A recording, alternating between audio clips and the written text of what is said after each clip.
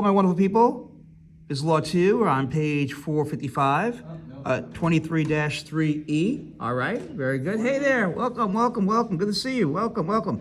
Okay for me to tape, my wonderful people? Okay, we're good. Well, glad to have you. So notice on this Columbus Day and also Indigenous Peoples Day, right? We call it both days. On page 455, 23-3E, talks about delivery and shipment terms.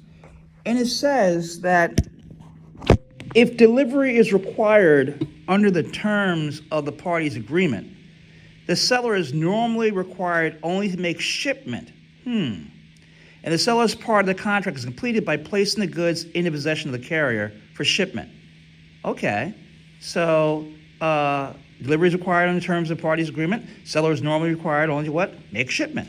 Seller's part of the contract, hey, completed, and the goods are in possession now of what? The carrier in the shipment. However, here comes the however, right? However, the parties may agree to what? Various shipping provisions that do affect the passage of what? Title under Article 2. Those terms are covered in the following sections. Figure 23-1 provides a summary. So we see a summary here. 23-1, COD, cash. Let me show you all this on the, you see your summary right there, okay? Now, what in the world is FOB, place of shipment? What is that?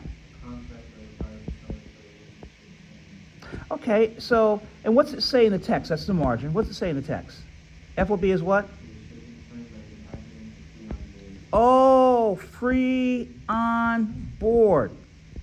And if a, thank you for reading that. If a contract contains a delivery term of FOB, free on board, place of shipment, what happens?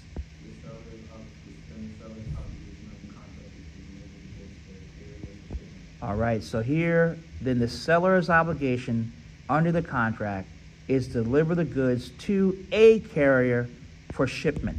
And it gives an example. Let's check out the example here.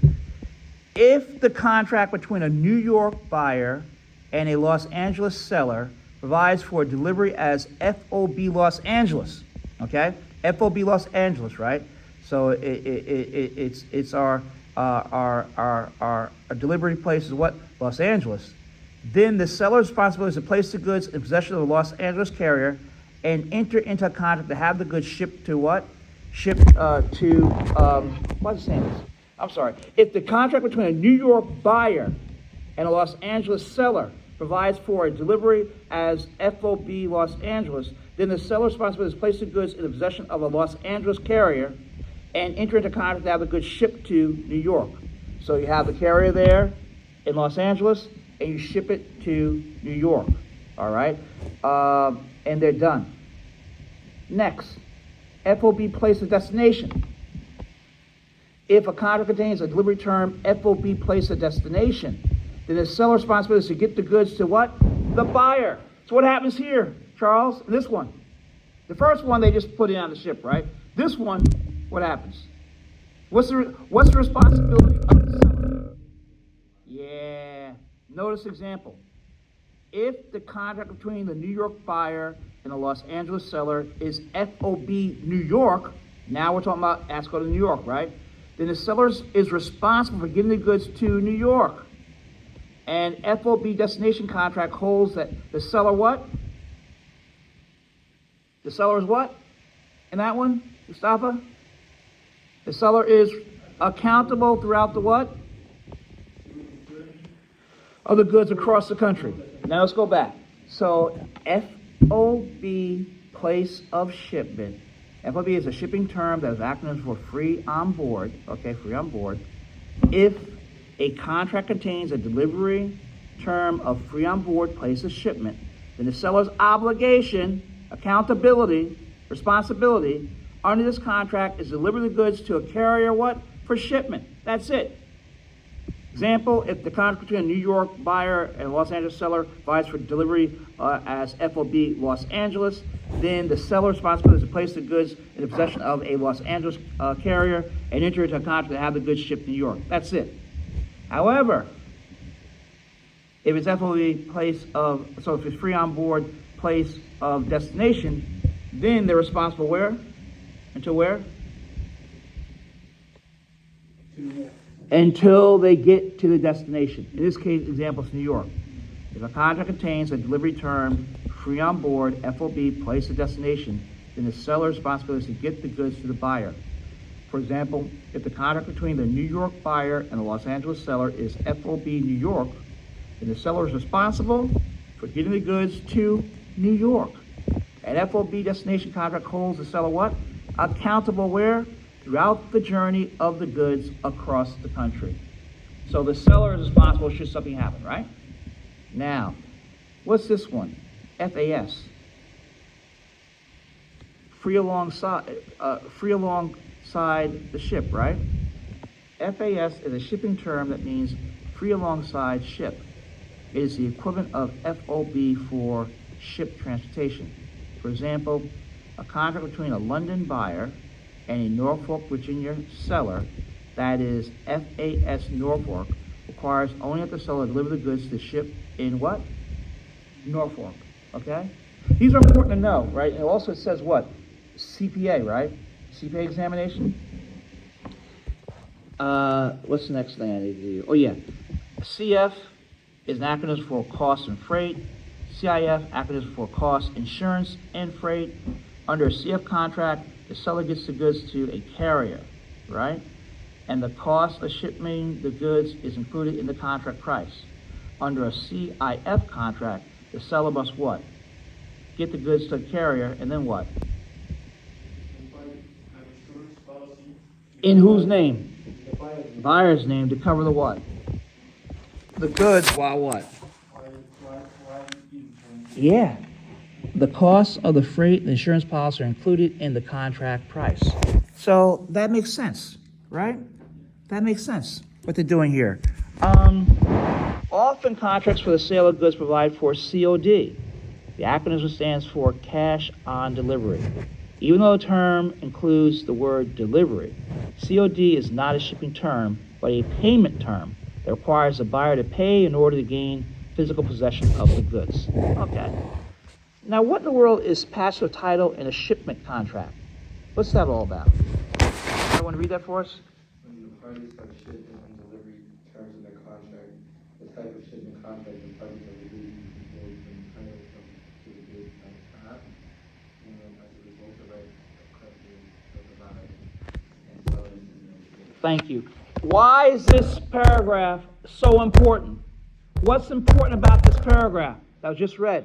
Thank you again for reading it. Essentially, we understand what's in this paragraph to understand the rest of what we're going to be looking at. Why? What are they talking about here in this paragraph? 23-3F, page 457. When the parties have shipment and delivery terms in their contract, okay, you're seller and buyer, right? What's the next comma? The type of what? The type of shipment contract the parties have agreed to does what? Controls what? Remember our discussion last week? Controls what? When title of the goods has passed. Remember we talked about title, right, last week? And so we'll get into it more this week. So when the title of the goods has passed, why is that important? Should you have a Hurricane Ian, right, and your goods in transit, it makes a difference what your shipping terms are, okay? And who's liable? So, where is I? So the parties have shipment and delivery terms in their, when the parties have shipment and delivery terms in their contract, the type of shipment contract the parties have agreed to controls when title to the goods has passed, and, that's a coordinating conjunction, and as a result, what happens? The rights of creditors of the buyer and seller in those goods. What? What's that mean? What's that mean? That last phrase. The rights of the creditors of the buyer and the sellers in those goods. No. Just tell me what it means here, without the example. Just tell me what it means. Analyze the sentence. Excuse me. So we know that when the parties have shipment and delivery terms in their contract, right? They have terms. The type of shipment contract the parties have agreed to controls when what? Title to the goods has passed, and what? As a result, the rights of who? Who are the creditors? People want what? Money from either who? Which two parties? One of the parties. It might be both. I don't know. Either the seller or the buyer, right? The creditors are like, hey, creditors, and that's what it says. The rights, so, and as a result, the rights of creditors of the buyer and seller in those goods. So, depending upon who has title to the goods, will determine whether or not a creditor can access, and get a hold of those goods. All right? A whole lot of factors are in there too, but that's simplification.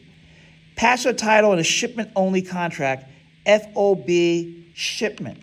Okay. Free on board shipment. Who wants to read that for me? I'll read it. Title to the goods passes from the seller to the buyer in an FOB shipment contract. We talked about that earlier, right? When what? When what? When the seller delivers the goods to the carrier. What's that mean, Charles? What are the responsibilities of the seller? To do what? Not that one. Not FOB shipment. We're doing that one. FOB shipment. Okay? FOB destination is different. FOB shipment. What's the responsibility of the seller in FOB shipment? To get the goods on. Yes, perfect. The carrier. Right? Everyone see that? Title of the goods passed from the seller to buyer in an FOB shipment contract when the seller delivers the goods to the carrier. Now, what about title? What happens with the title? What to tell us about the title? The title to the goods no longer rests with the seller once the goods are delivered to the carrier. The contract is a shipment contract only, and FOB Los Angeles contract. For example, if the Internal Revenue Service. Let's stop for a second. We'll get that in a moment. Hold it. So what's happening here? Mustafa, what's going on? Thank you for reading that. Yeah, the title of the goods no longer is Los Angeles. So. Whoa. The title to the goods passes from the seller to the buyer in an FOB shipment contract. What happens? The title is no longer with the seller. What's it say here? Right there. Look at pass-through title and a shipment-only contract, FOB shipment. What's it say? When the seller what? Charles just read it for us. When the seller does what? Delivers the goods to what? To the carrier. You got it. So once the goods are delivered to the carrier, seller's done. You don't have any responsibility. Okay? What kind of contract are we talking about? We're talking about a contract as FOB, a shipment. All right? Now, you want to read the example for us, sir? You've already read the title of the goods no longer rests with the Los Angeles seller once the goods are delivered to the carrier. If the contract is a shipment contract only, an FOB Los Angeles contract. So you want to read the example, for example, about the IRS, for example? If the Internal Revenue Service received the authorization to collect taxes by seizing the seller's property, it could not take those goods once they were delivered to the carrier under the shipment contract, an FOB shipment contract. The buyer owns the goods once they are in the hands of the carrier. Thank you. You see how they're going to test you on this? Right? See how they're going to test you on this?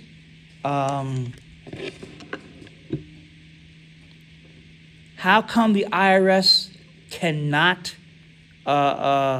seize those items or get taxes? If the Internal Revenue Service, and thank you again for reading that, receive authorization to collect taxes by seizing the seller's what? Property. It could not take those goods once they were delivered to what? The carrier. So once they're on the carrier, they can't seize those goods. Why? Under a shipment contract and FOB shipment contract, The buyer owns the goods once they are in the hands of the carrier. And if something happens after that, a hurricane, who's responsible? Yeah, the buyer's people. I mean, maybe a carrier too, but yeah, but I mean, who's going to be, we're going to talk about risk of loss in a moment also. I mean, who's got to deal with that problem? Will the seller have to deal with the problem? I should have said it that way. Will the seller have any interest in those items once they're given to the buyer? No, right? We're on page 457. All right, 457. And we've been learning about shipment. It's okay if I tape? I'm taping. Is that okay? Okay. We're learning about shipment terms and responsibilities. Right now we're on FOB shipment. Okay, free on board shipment. All right, and the responsibility of the buyers do what? I'm sorry. Responsibility of the sellers do what, Mr. Charles? FOB shipment. To get the goods to the what? Carrier. Yes, get it to the carrier, right? That's what we're up to right now, all right? We've already gone over the other one. Destination. What happens in the destination? Who's responsible for the goods going all the way to New York? And FOB destination? The buyer. Yes, the buyer. FOB place of destination. Who's responsible? Seller. The seller, right? See that?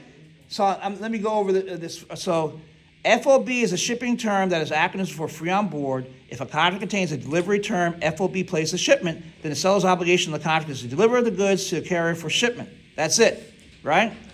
Now, FOB place of destination. If a contract contains a delivery term, FOB place of destination, then the seller's what? Responsibility, thank you, is to get the goods to the buyer.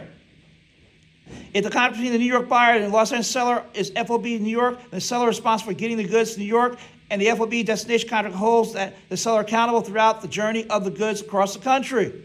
Right? They're responsible across the country. Okay? When we deal with the FOB place of destination. FAS is a shipping term that means free alongside ship. It's the equivalent of FOB for ship transportation. Contracting a London buyer and Norfolk, Virginia seller, that is FAS Norfolk, requires only that the seller deliver the goods to a what? Ship in Norfolk, right?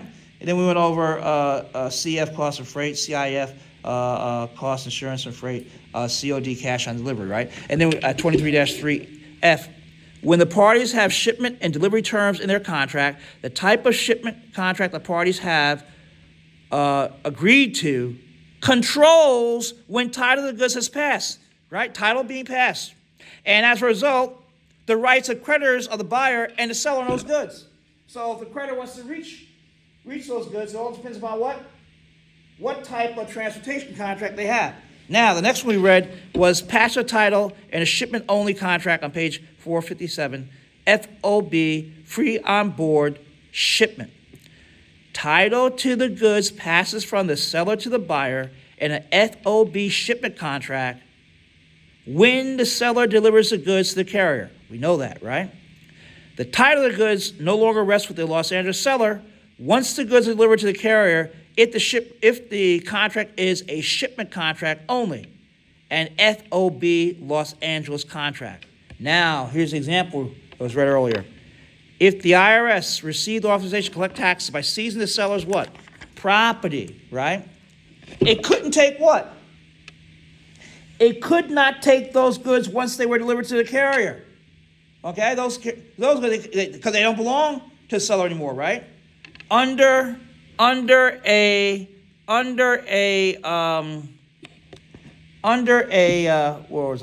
shipment contract, an FOB shipment contract, the buyer owns the goods once they are in the hands of the carrier.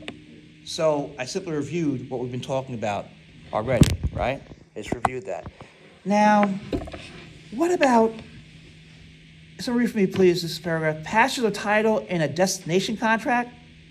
Now we're talking about the passage of title in a destination contract. FOB, place of destination. Who wants to handle that one? Tackle that one.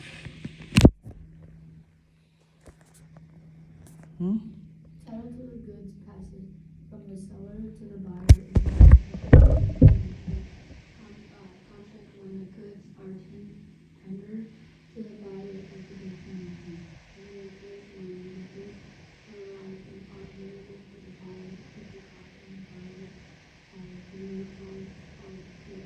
Let's stop right there. There's a lot in that sentence too. Thank you for reading that. There's a lot in that sentence. What's going on here as we analyze this? Title to the goods passes from the seller to the buyer in an FOB destination contract when what? What's the new word we've been given? Tendered, right? When the goods are tendered to the buyer at destination. Now, the next question is, what is tender? Right? And the next sentence says, tender occurs when the goods have arrived and what? Are available for what? For the buyer to pick up and what? The buyer has been what? Yeah, you can see a lot of cases from this sentence, right? Right? When were they notified? How are they notified? Are they really? Goods have arrived. When did they arrive? Right? Did they arrive? Did the goods arrive? Did Hurricane Ian stop them from arriving? Right? So therefore, who's responsible? When the contract contains an FOB destination provision requiring the seller to deliver to New York, title of the goods passes to the New York buyer. When the goods have arrived in New York, they are available for pickup, and the buyer has been notified of their arrival. Thus, the IRS could do what? With respect to the seller, in this example. What could the IRS do? Why? You're right, why? Because the seller still owns those goods. You understand this? I'm breaking it down really well, so you understand, so you have it. So, you know, any test, my test, CPA test, bar exam test, you're ready for it, right? All right, you ready for it? Okay. So, exactly. So they're saying here, A, thus the IRS could seize the goods during shipment if the contract is FOB New York because title remains with the seller until actual tender. In the preceding example, the seller's obligation is complete when the goods are at the railroad station in New York and the buyer has been notified that she may pick them up at any time during working hours. Now, risk of loss. What's that? What's risk of loss? Determining rights, risk of loss. Remember this? Identification? What was important? Remember last week we talked about that? Identification determines insurability, and title determines what? Rights of such third parties as creditors. Identification determines insurability, and title determines rights of such third parties as creditors. What is risk of loss?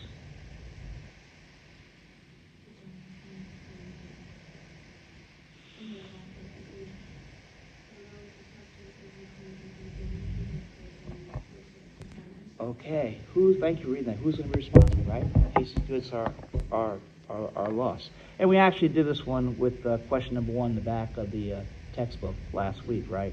Because as noted earlier, Article 2 has no provision for delivery in the absence of agreement. The rules for passage of risk of loss from the seller to the buyer in a non-shipment contract make a distinction between a merchant seller and non-merchant. Remember I gave the example of the Wizard of Oz, right, and Dorothy? If the seller is a merchant, the risk of loss passes to the buyer on actual receipt of the goods from the merchant, okay? So if the seller is a merchant, the risk of loss passes to the buyer on actual receipt of the goods from the merchant. If the seller is a non-merchant, the risk of loss passes when the seller makes the goods available to the buyer or upon tender, okay? Upon tender, all right? So they make a distinction.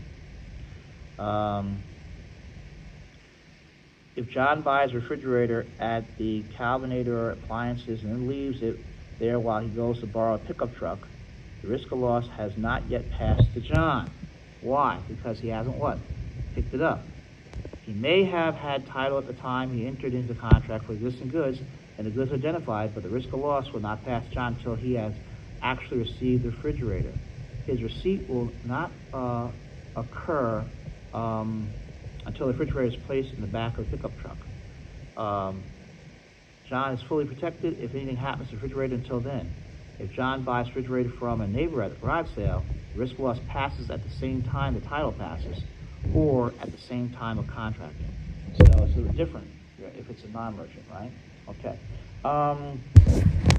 Risk of loss in shipment contracts. What's that all about? Anybody want to read that for me? 23-4B? What's that all about? My wonderful people?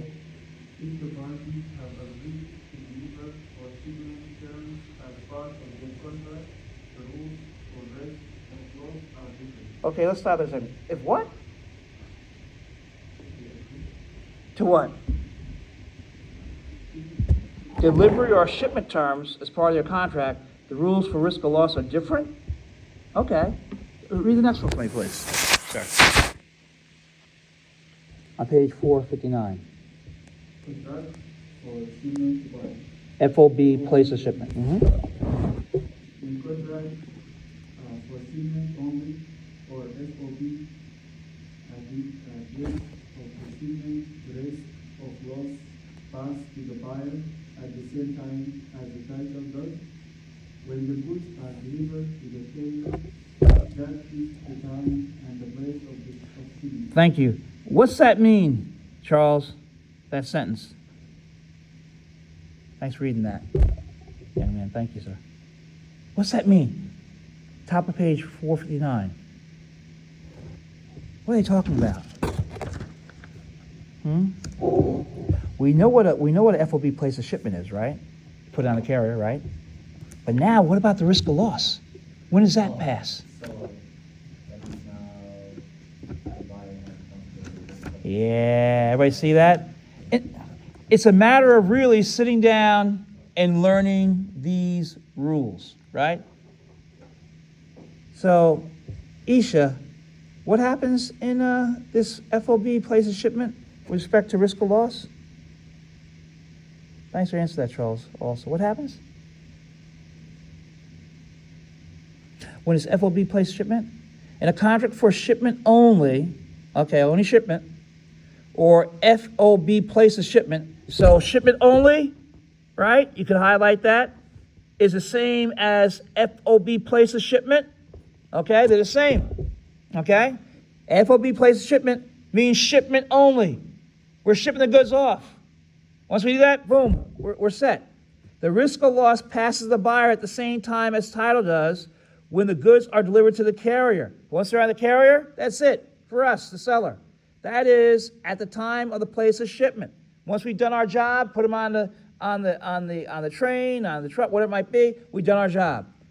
After the goods have been delivered to the carrier, what happens there, Isha?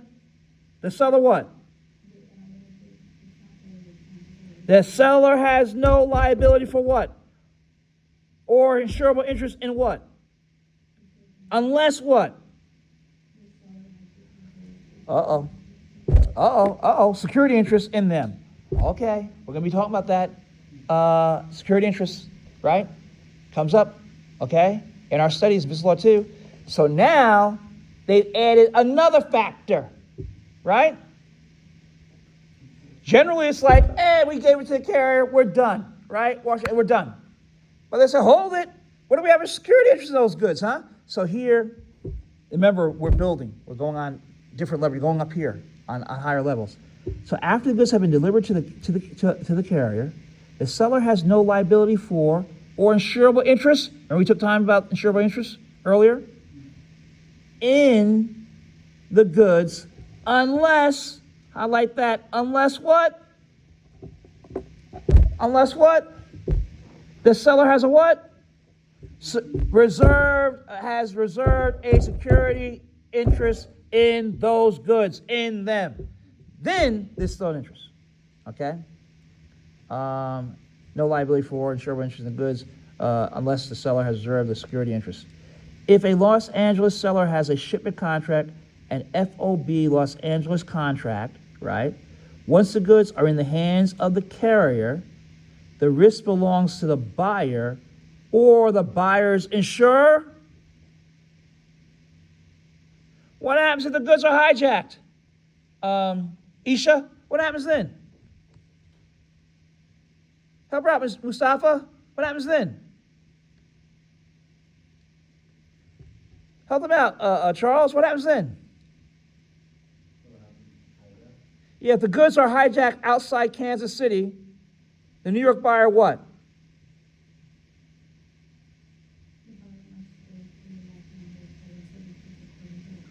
Wow. So if the goods are hijacked outside Kansas City, the New York buyer must still pay the Los Angeles seller for the goods according to the contract price and terms underneath this FOB place of shipment. Now, what if it became an FOB place of destination? What happens then, Charles? When the contract requires the seller, want to read that for us, please?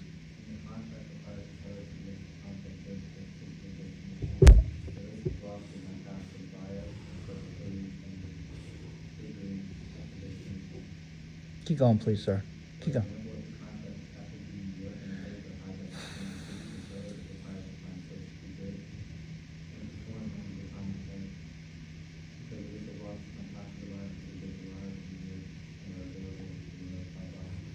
Wow.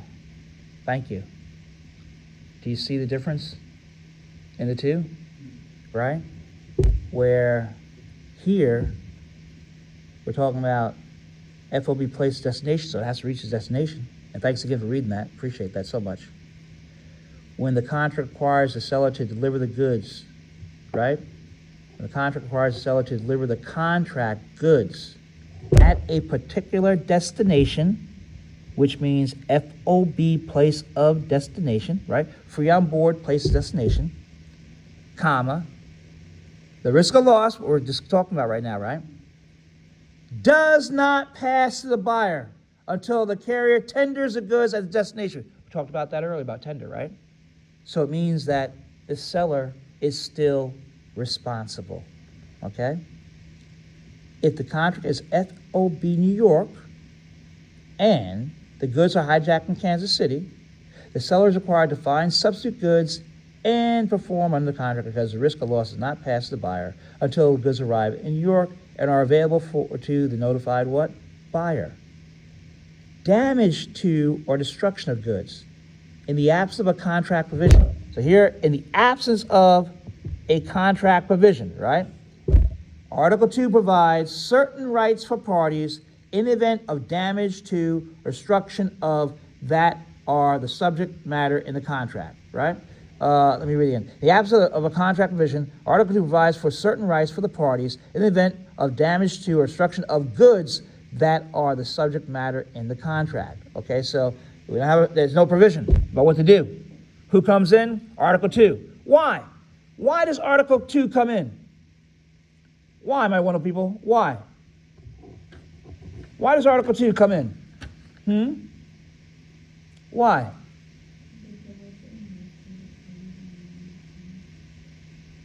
Because they what? What do we want? What does Article 2 want to do? Keep what? We want to keep what moving? We want to keep what? Business moving smoothly, right? We want to keep it moving, right? And keep moving forward. That's something that we want to do on a regular basis, right? We want to do that. And so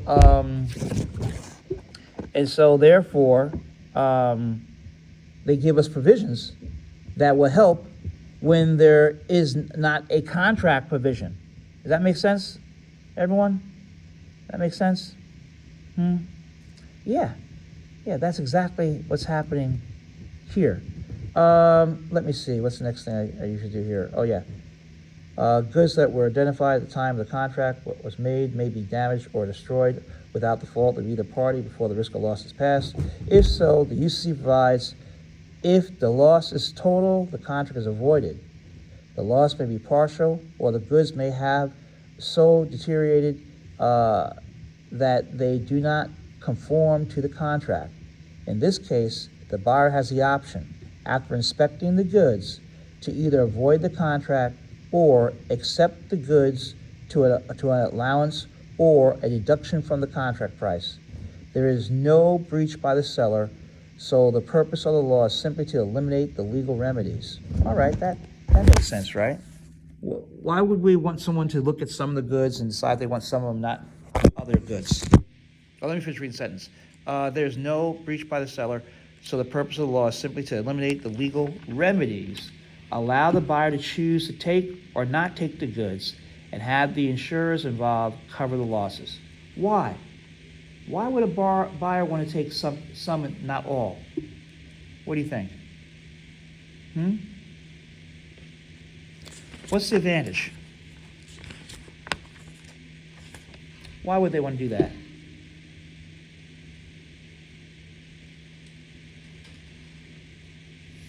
Maybe it depends upon what season of year it is. What seasons are very important to have goods in stores? Where do these businesses make their money? November, December. Who do they make money off of? Jesus. Jesus. You're making that money off of Jesus. Okay? And therefore they might say, okay, something happened to the goods down there, Hurricane Ian and everything like that. Half the truck is messed up, the other half is not messed up. We'll take a half that's not messed up, right? Something like that. And so that allows for that to happen.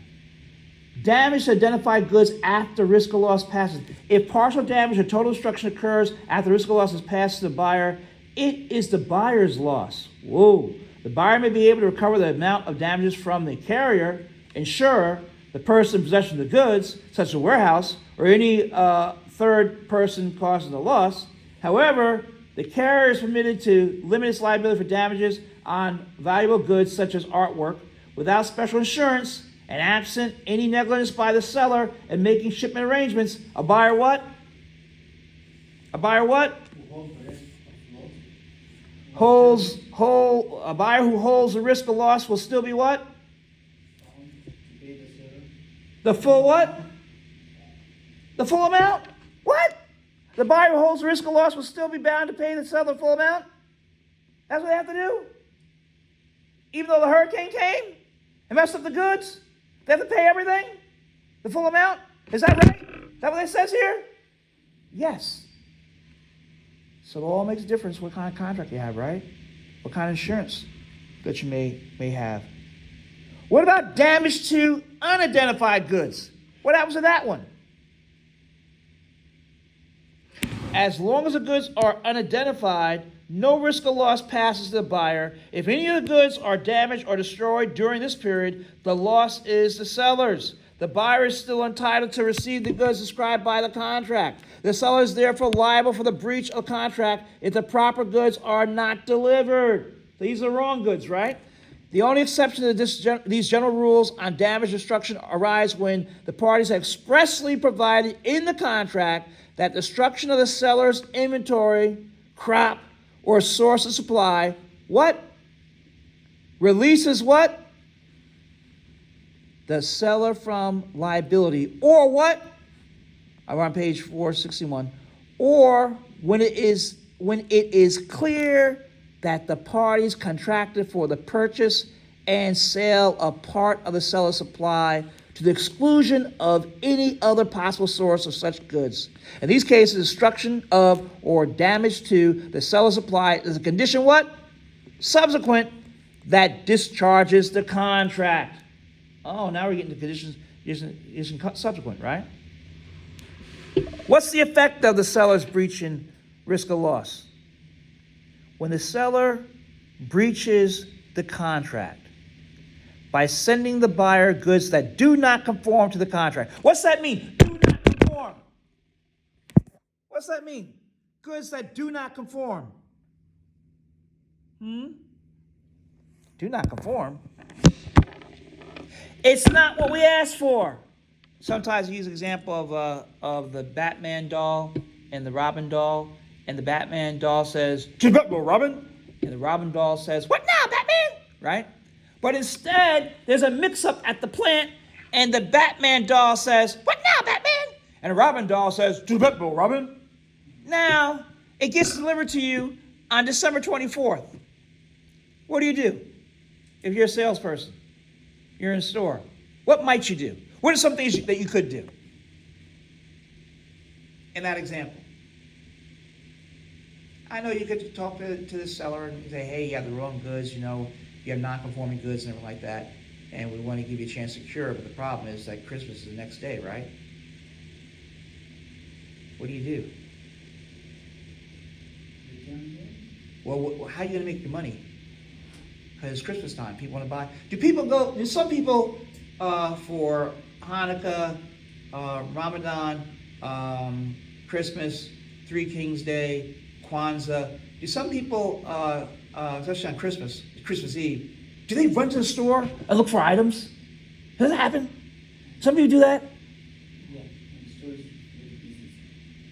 If they haven't already ordered the material online, something like that, they might run down there, right? And is it possible that they might grab a doll that's defective for their child, so they have it, right? Let's say that Batman doll's the in thing, right? It's always something that's in during the holiday season, right? And they want to give them the doll, but it says, "But now, Batman," instead of Robin. So what are you going to do? Reduce the price, right? In order to sell that inventory? That could happen, okay? That could happen, right? And there are remedies also that are out there. So here, when the seller breaches the contract by selling buyer goods that do not conform to the contract and the buyer rejects them, here's a rejection going on in this case, right? The risk of loss does not pass to the buyer. If there has been a breach, the risk of loss remains with the seller, even though the risk, according to the contract terms or Article 2 rules discussed earlier, would ordinarily have passed to the buyer. Why? Because they're what? Non-conforming goods. They do not conform. The goods, the buyer's goods do not conform, right? Do not conform to what they asked for, okay? All right? Figure 20 3 provides summary of the risk provisions for parties in a sales transaction. All right, you can look at that too. 20 5, determining rights, special situation. 23-5A. Someone read that for me, please? The parties may agree.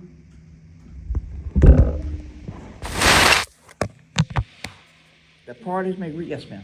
The parties may agree that the goods to be transferred under the contract can be returned to the seller.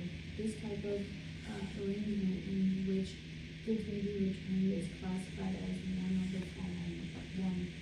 A sale on approval. 2. A sale or return.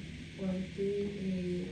A Consignment sale? In the first two cases of transaction, the buyer is allowed to return the goods as an added Inducement. to purchase. The consignment sale is used when the seller is actually the owner's agent for the purpose of selling. Very good, thank you. Sale on approval. In a sale on approval, no sale takes place, meaning what? There's no transfer of title until what? The buyer approves of what? Or accepts the what? The goods, okay? That's what we're talking about here, okay? Title and risk of loss remain with the seller until there is approval. Because the buyer is not the owner of the goods before approval, the buyer's creditors cannot attach or take the goods before the buyer's approval of the goods. Okay, that's interesting. So here the buyer's creditors can't take those goods, right? Before they actually buy them. The buyer's approval may be shown by 1, express words, 2, conduct, or 3, lapse of time. Trying out or testing the goods does not constitute what? It's not a what? If you're trying the goods or test them out. It's not a what? Does not constitute an approval or acceptance.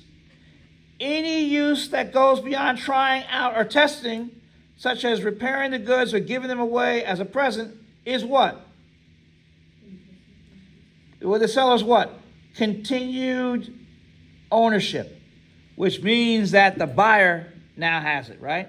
These types of uses show approval by the buyer. For example, a buyer may order a home gym through a television ad. The ad allows buyer to try the room full of equipment for 30 days and then promises, if you are not completely satisfied, return the home gym and we'll refund your money. Does that really happen? Do they have things like that? Absolutely, right? This offer is one for a sale on approval. If the buyer does not return the home gym equipment or contract the seller within, or contact the seller within 30 days, the sale is what? Complete. Okay? They don't contact the seller, hey, the sale is complete within 30 days. The contract may give the buyer a fixed number of days for approval. The expiration of that period of time without any action by the buyer constitutes a what? Approval, right? Saying, okay. Also, during this time, the buyer's creditors cannot what? Or lien. If no time is stated in the contract, the lapse of a what? Reasonable time without action by the buyer constitutes a what? Approval. Well, what if the buyer gives the seller notice of disapproval? What happens then? The lapse time has what? Has no effect, right? Has no effect. If the buyer does not approve of the goods, the seller bears the what? Yeah, an expense for their return. Are you with me on that one? Then, sale or return. What in the world is that? What's a sale or return? What's that? And when you give it back? A sale or return is a completed sale with an option for the buyer to do what? Return those goods. Return the goods. In a sale or return transaction, title and risk of loss pass to the buyer as in the case of the ordinary or absolute sale until what? Yeah, then what happens to the title and risk of loss? Oh, title risk of loss remains the buyer. The buyer bears expense for and risk of return of the goods. In a sale or return, so long as the goods remain in the buyer's possession, the buyer's creditors can do what? What can the buyer's creditors do? So the IRS could do what?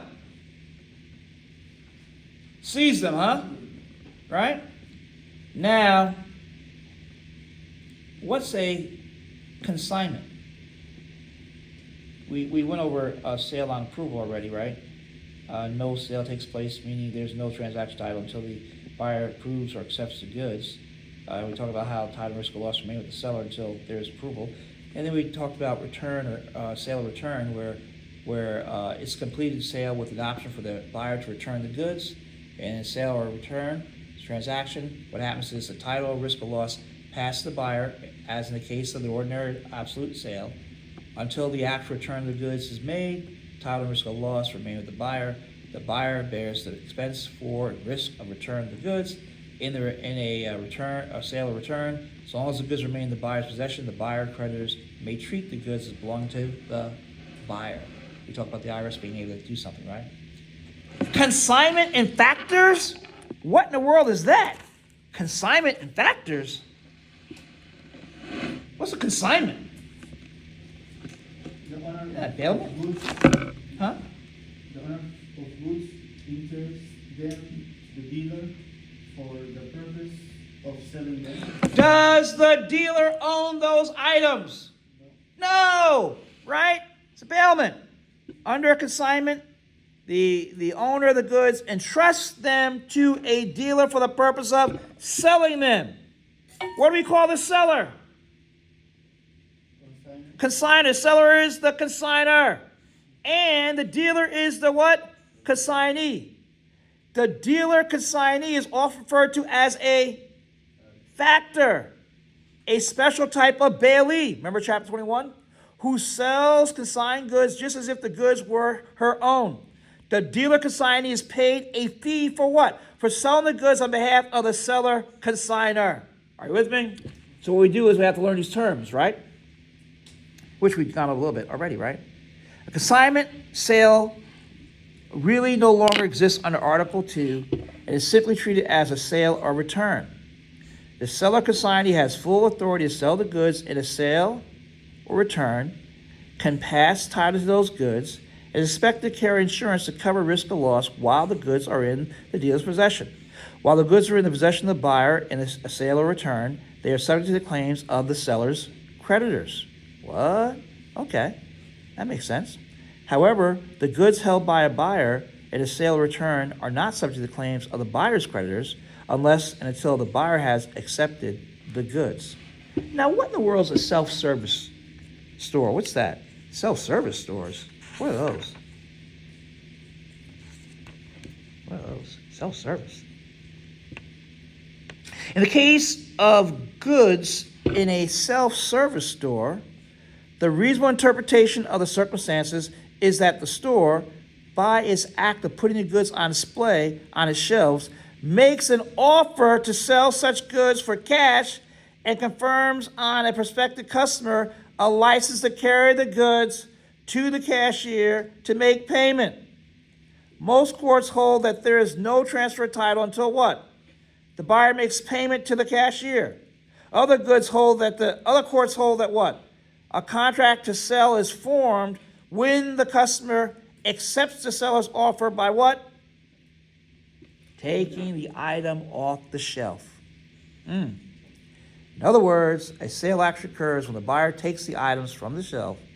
Title passes at that moment to the buyer, even though the goods have not yet been paid for. Okay, that makes sense also. Okay. Auction sales.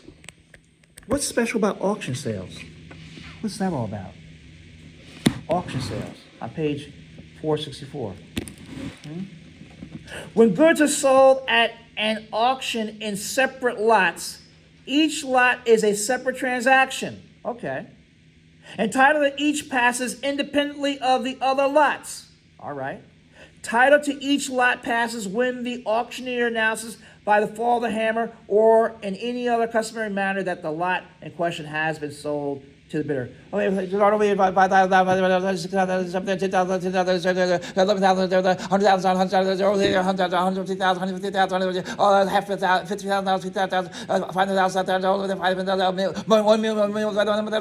So, right? Now, what's with reserve? Auctions are those that give the auctioneer the right to withdraw the goods from the sale process if the bids are not high enough. Okay, so here, I use the example of JFK. So let's say we have his watch, right? And someone wants to give us $3 million for it, right? We say, it's not high enough. We don't have to sell for that, right? So with reserve, auctions are those that the auctioneer, with reserve, auctions are those that give the auctioneer the right to withdraw the goods from the sale process if the bids are not high enough, right? That $3 million, is nothing. We can get more for that. Forget that. Now, if the auction is held without reserve, what happens? The goods must be sold regardless of whether the auction is satisfied with the level of the bids. Okay? And so you have to know what is. This auction is with reserve or this auction is without reserve, right? And that makes a lot of sense. Any questions? Questions? Let's do some questions.